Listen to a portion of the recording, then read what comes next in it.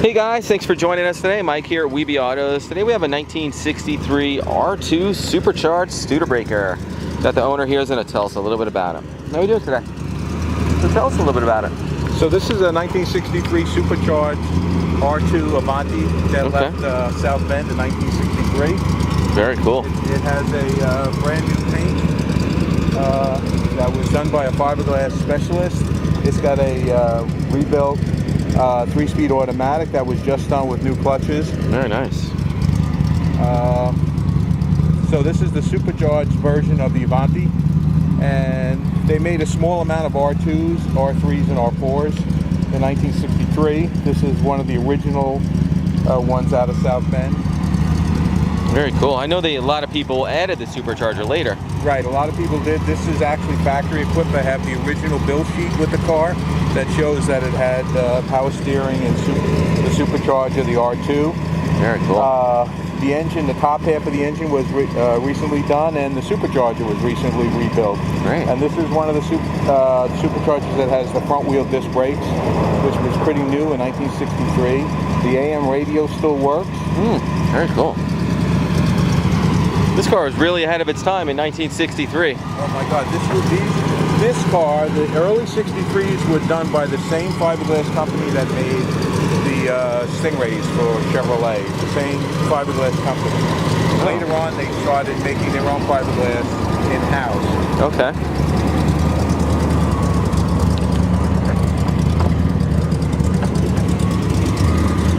Looks like the interior was recently refurbished too, huh?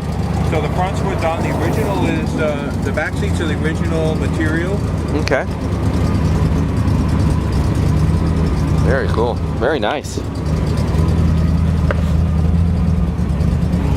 The R2s have a different red line and a different speedometer. The regular R1 Avantis, the non-supercharged, only have a 140 mile an hour speedometer. The R2s have 160. And the gauges are pretty much the same. Most of these came with AM radios. I've really never seen any FM radios with this car. Wow. The headliner has to be replaced in the back because it's drooping a little bit. That's not horrible. Yeah, and these are notoriously easy to change.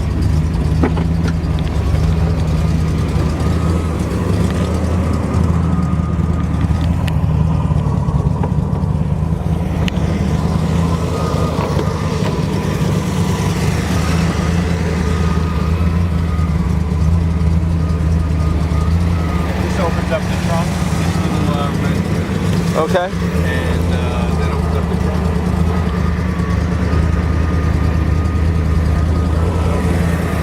Yeah, the trunk was cracked open a tiny bit. We had and it has one of the original spare tires in the car. And that cool. Matches the rim. These are the original type tires that were originally on the car. Yeah, it's like a poly. Okay. So what do we got under the hood? Has similar shielding like the Corvette. Right. So this is a 289 Studebaker, not a 289 Ford, but a 289 Studebaker. It has the original belt-driven supercharged Paxton Avanti. Now these cars back in '63 did over 160 miles an hour, almost in factory trim at the Bonneville Salt Flats with the help of Andy Granatelli. Wow. Very interesting car.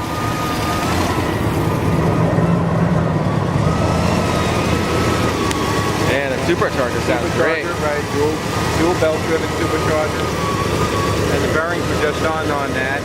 Okay. A lot of the chrome on these cars originally was very weak from the beginning, so yeah, it's amazing that even the valve cover survived. But very nice. Otherwise, it's all original. Very cool. This is the original body number on the car. The R2 697, and the body tag is that silver one down there. Oh, okay. It's hard to get here, but you guys can see a picture of that online. Very cool. Nice car.